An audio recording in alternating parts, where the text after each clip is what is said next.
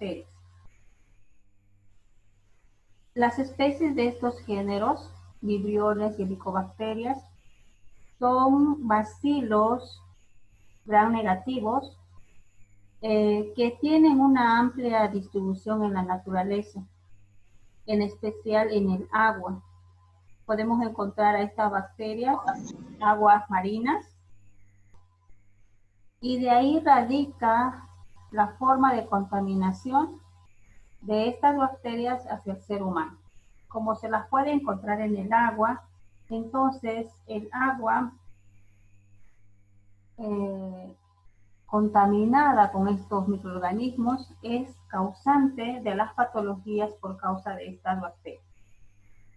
En los vibriones vamos a encontrar al Vibrión cólera, y como su nombre indica, Vibrión cólera es una bacteria causante de la patología del cólera.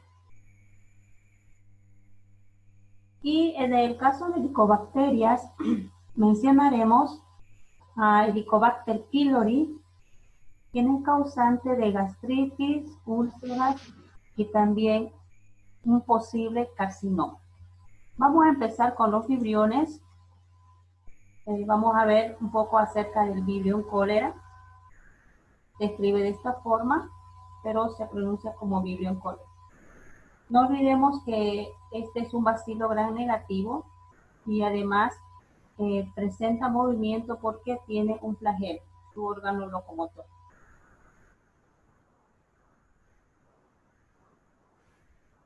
Vibrión cólera produce colonias en medios de cultivo que pueden ser convexas, lisas y redondas. Sus colonias son opacas y granulosas, y la mayor parte de los vibriones se multiplican muy bien a una temperatura de 37 grados centígrados. En muchas clases de medios de cultivo, incluidos los medios definidos que contienen sales minerales, que contienen también carbono y nitrógeno, el Vibrión cólera muestra una proliferación masiva, muy satisfactoria. Por lo tanto, esta bacteria Vibrión cólera se puede cultivar.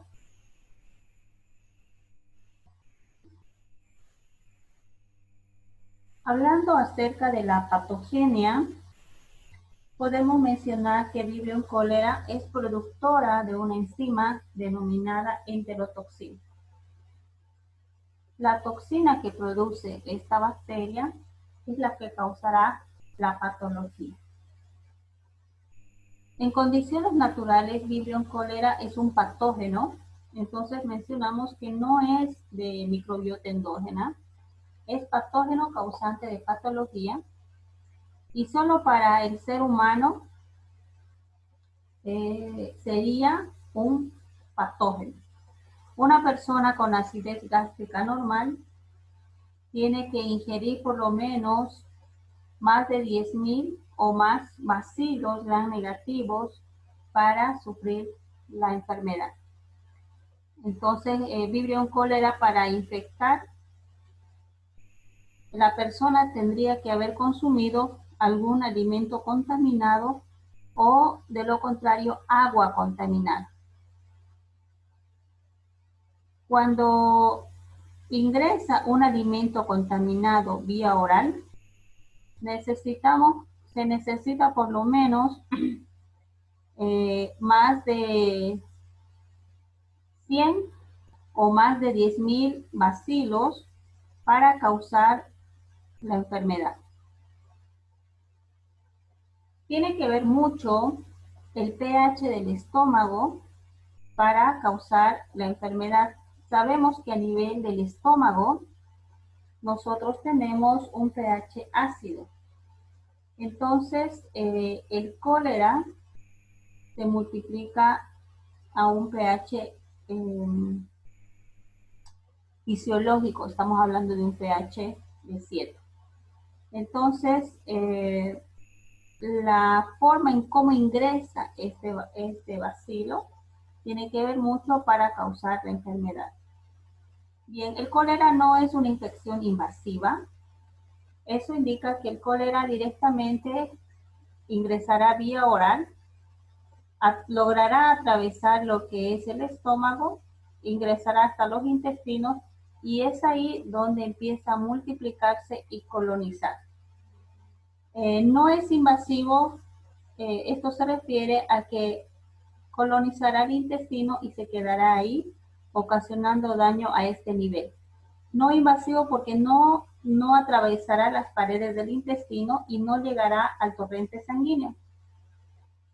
Es por eso que decimos que es un bacilo no invasivo, porque no llega al torrente sanguíneo. Con respecto a las manifestaciones clínicas, se ha observado que en más del 50% el Vibrio cólera causa patologías, pero son asintomáticas. Es decir, no se observan en los pacientes manifestaciones clínicas. Sin embargo, se ha observado también que del otro porcentaje, primero que hay un periodo de incubación que es de 12 horas a 3 días, es decir, las personas antes de manifestar los síntomas, para observar estos síntomas, 3 días antes tuvieron que infectarse. Entonces el periodo de incubación puede tardar 3 días, donde la bacteria se multiplica, y luego observar los síntomas. Y esto depende mucho en gran medida de la magnitud del inóculo ingerido. Por eso mencionábamos que los alimentos o las aguas contaminadas deberían tener por lo menos 10.000 bacilos para causar la patología. Al inicio se observa náuseas, vómitos y diarrea abundante, ¿ya? La diarrea es sumamente brusca. Hay bastante diarrea en estos pacientes con dolores tipo cólicos abdominales, y las deposiciones de las heces se asemejan como agua de arroz. Esto es muy característico en el cólera, ¿no? Entonces las heces son blanquecinas y se observa que hay mocos, son mocos sanguinolentas. Y si observáramos en un examen microscópico, podríamos observar tanto a las bacterias como a las células epiteliales. Y esto nos menciona que hay un daño a nivel de la mucosa intestinal. Hay una gran pérdida de líquidos y obviamente de electrolitos, lo cual lleva a una deshidratación del paciente. Si se complica el paciente, se puede observar un colapso circulatorio. En este punto, la tasa de mortalidad es alta. Estamos hablando que si no se da tratamiento al paciente, podríamos tener un 50% de muerte de estos pacientes. Pero hay tratamiento, y si el diagnóstico es rápido, entonces tranquilamente se puede salvar al paciente. El diagnóstico de un caso de cólera no plantea problemas cuando hay una epidemia. Se ha observado hace años atrás que el cólera causó pandemia, vino desde Europa, Asia, toda Sudamérica, todos los países que nos rodean como Perú, Bolivia, Chile, Argentina, sufrieron una pandemia con Vibrio cólera y causaba la patología del cólera.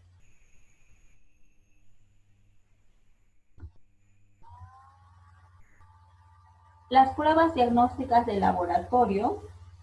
Para las pruebas necesitamos muestras, y las pruebas que se pueden llevar a cabo son, por ejemplo, frotis y cultivo. Para realizar un frotis y cultivo necesitamos muestras de materia fecal de los pacientes infectados. Una vez que llega la muestra de materia fecal, se realiza la siembra en medios de cultivo y estos medios de cultivo se llevan a la incubadora a 37 grados C por 24 horas y observamos el crecimiento de las colonias bacterianas. A partir de estos medios de cultivo se identifica a la bacteria y se da un resultado. También se puede realizar un croquis, el cual se puede teñir y se puede observar en microscopía de campo oscuro o de contraste de fase para observar los vibriones. Algunos otros métodos específicos para la identificación de estos microorganismos de Vibrio cólera pueden ser métodos de aglutinación, podrían hacerse en portaobjetos, que utilizan antisueros con el objetivo de identificar al antígeno de la bacteria. Con respecto a la inmunidad, podemos mencionar el ácido gástrico que tenemos a nivel del estómago confiere una cierta protección contra estas bacterias. Es importante por eso el pH, que sería la primera barrera. Tenemos un pH ácido de aproximadamente 3, que podría eliminar a esta bacteria.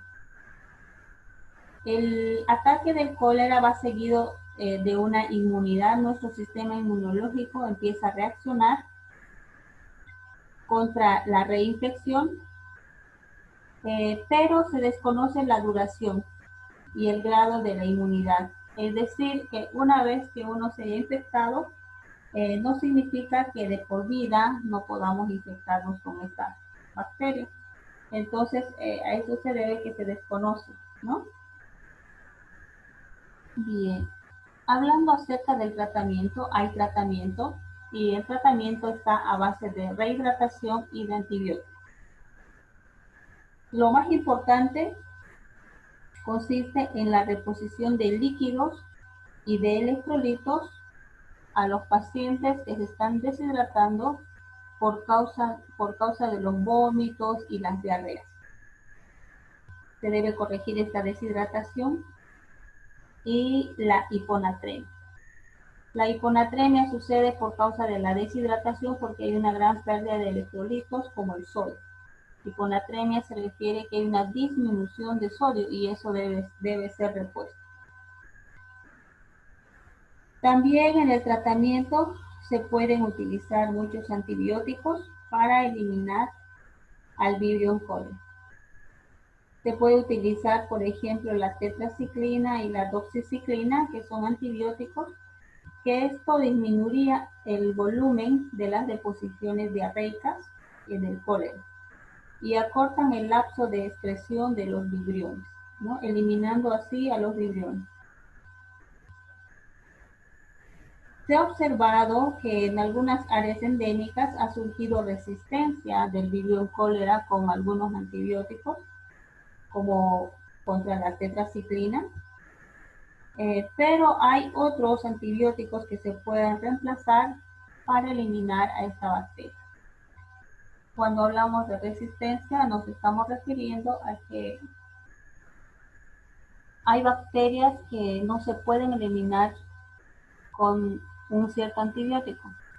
En un principio sí se podía, pero la bacteria, como tiene material genético, ADN, es capaz de manejar información y reconocer el mecanismo de acción del antibiótico y de esta forma evitar ser eliminada, ¿no? Entonces hay microorganismos resistentes a los antibióticos.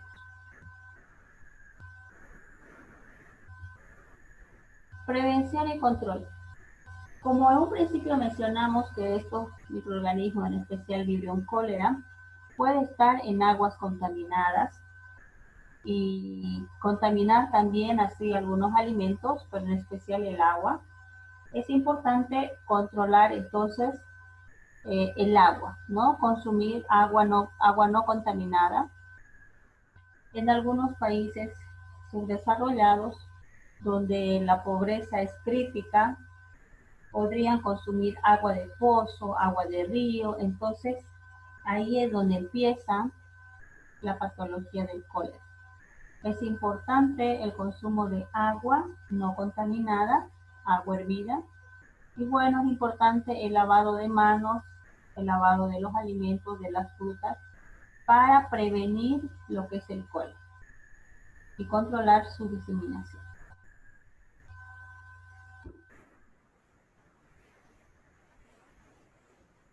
Vamos a hablar acerca ahora del Helicobacter pylori, que es otra bacteria perteneciente a las helicobacterias. Como podemos observar en la imagen, el Helicobacter pylori es un bacilo con flagelos, por lo tanto es móvil, y esta bacteria puede causar tres principales patologías. Entonces, el agente etiológico es el Helicobacter pylori, y las patologías que puede causar este Helicobacter pylori es una gastritis del antro. También puede causar úlceras, como las úlceras pépticas, duodenales, también úlceras gástricas y finalmente un carcinoma gástrico. Bien, vamos a hablar acerca de esta bacteria.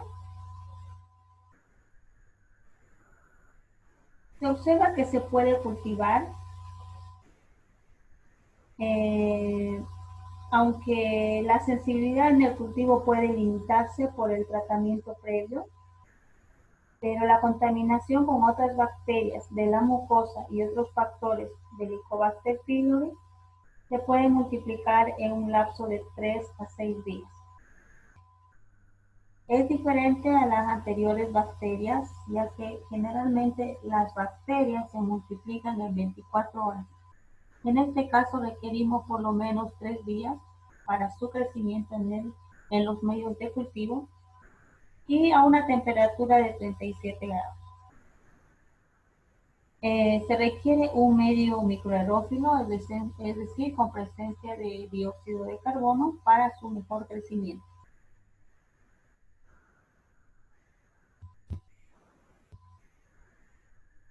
Para hablar un poquito de la patogenia, vamos a mencionar que este bacilo puede ingresar vía oral. El Helicobacter pylori se puede multiplicar muy bien en un pH 6 a un pH 7 y se destruye o no se multiplica en un pH ácido. Por lo tanto, si el bacilo del Helicobacter pylori ingresa vía oral y llega al estómago, entonces aquí observamos un pH ácido. En un pH ácido de 3, esta bacteria no puede multiplicarse. ¿Por qué? Mencionamos que esta bacteria se multiplica a un pH neutro, a un pH de 7, de 6, de 7. Pero el pH en el estómago es pH ácido. Entonces, ¿qué es lo que sucede? Ahí es donde explicamos nosotros la patogenia. El moco gástrico es relativamente impermeable al ácido y tiene una potente capacidad amortiguadora. En el extremo luminal del moco, el pH es de aproximadamente 2 a 3, ¿no? Como mencionamos.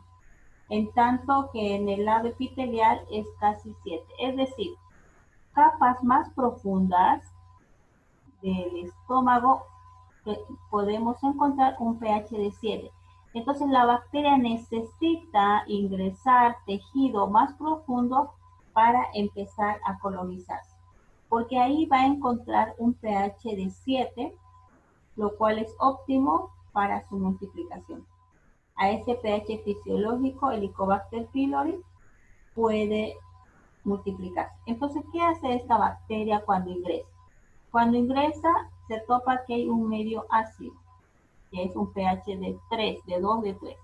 Entonces el bacilo empieza a producir enzimas, como por ejemplo la proteasa, que va a modificar el pH del moco gástrico, ¿no?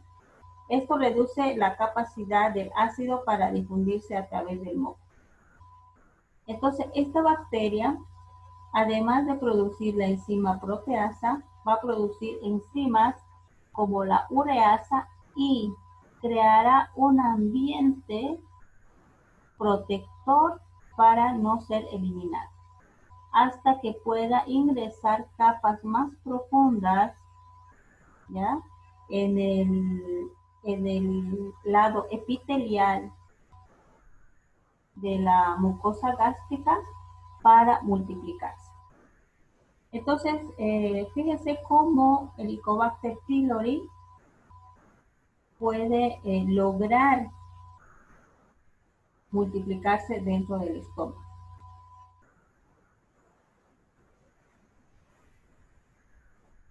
Entonces, hemos acabado de explicar lo que es la patogenia.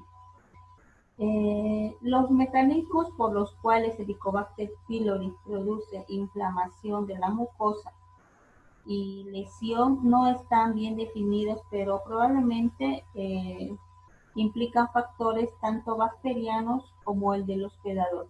Es importante mencionar que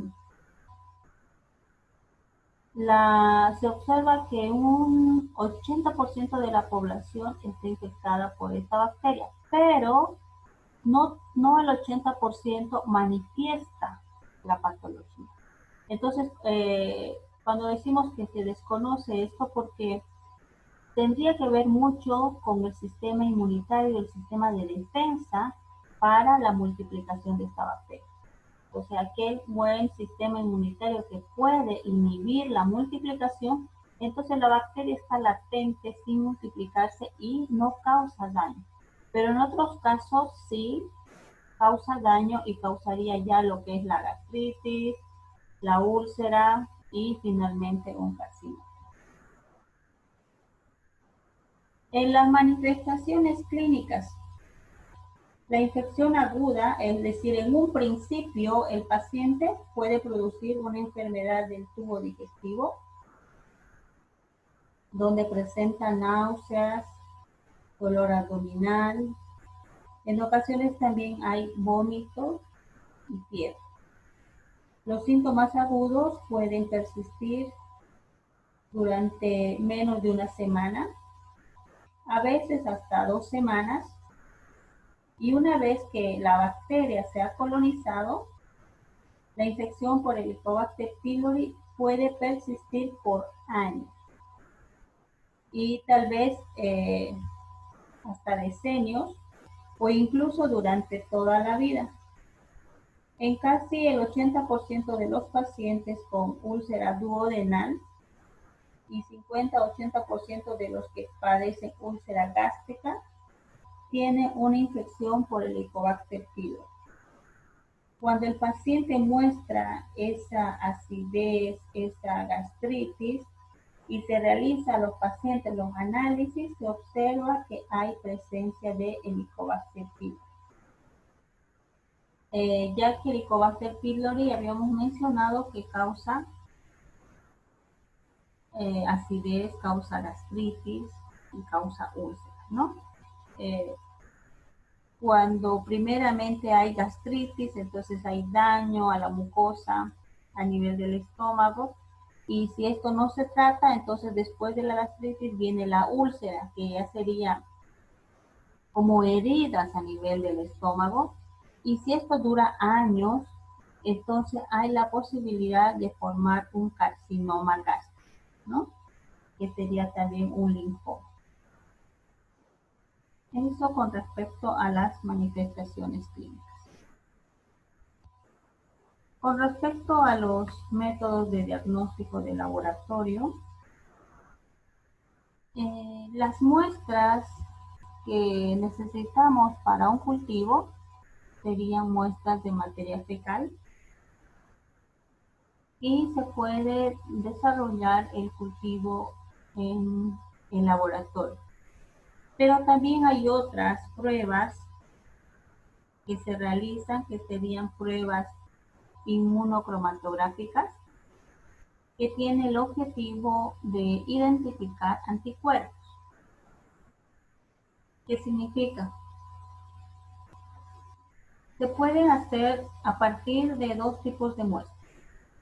Un paciente infectado va al laboratorio y se puede realizar esta prueba inmunocromatográfica a partir de muestra de materia fecal. Entonces la muestra que utilizamos es materia fecal. La prueba rápida inmunocromatográfica busca el antígeno de la bacteria.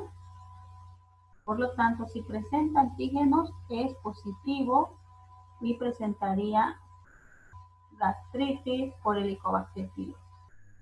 También hay pruebas rápidas inmunocromatográficas que se realizan a partir de sangre. Entonces se toma la muestra de sangre y a partir del suero se puede realizar la prueba rápida inmunocromatográfica que identificará el anticuerpo. Bien, no nos olvidemos que el bacilo presenta el antígeno y el huésped que produce las defensas produce lo que son los anticuerpos contra el antígeno del bacilo. Entonces tenemos esas pruebas de identificación.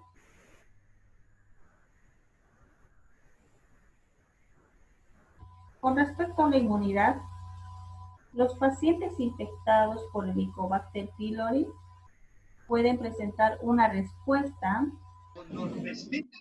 a partir de su sistema inmunológico.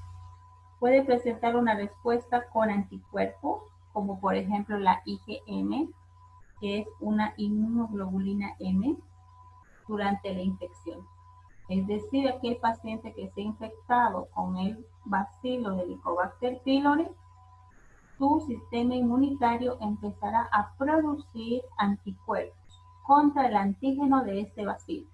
Por lo tanto, si nosotros realizamos una prueba, encontraremos en la sangre del paciente presencia de inmunoglobulina M que se ha desarrollado por causa de la presencia del antígeno de Helicobacter pylori. También se pueden producir otras proteínas, otras inmunoglobulinas como la IgG y la IgA. Y pueden persistir tanto generalizados como en la mucosa en valoraciones elevadas en las personas con infección crónica. Bien, si el paciente recibe tratamiento antimicrobiano inicial a la infección por Helicobacter pylori, esto reduce la respuesta de anticuerpos y se considera que estos pacientes están sujetos a una recidiva de infección, ya que esto debido a que los antibióticos eliminan al bacilo de Helicobacter pylori, pero también eliminan a todas las células de defensa del sistema inmunitario. Por lo tanto, ese paciente debe cuidarse mucho, ya que estaría sujeto a otra vez infectarse. Con respecto al tratamiento, existe una gran cantidad de antibióticos para eliminar a Helicobacter pylori. Aquí tenemos los antibióticos que también deben ir acompañados de supresores de ácidos, es decir, un tipo antiácidos, ¿no? Y además una bomba de protones. El tratamiento podría ser repetido en 2 o 3 ocasiones para eliminar por completo a la bacteria. Se puede realizar otra vez pruebas para observar cómo va el tratamiento. Una de las pruebas que bastante se utilizan también son las biopsias y las endoscopías.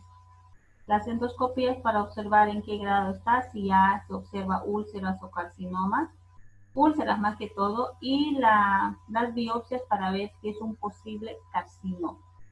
Esas pruebas, tanto la endoscopía como la biopsia, las realizan otros profesionales los gastroenterólogos que realizarían la endoscopía y los médicos especialistas en cáncer, los que realizarían la biopsia para determinar si hay un posible carcinoma.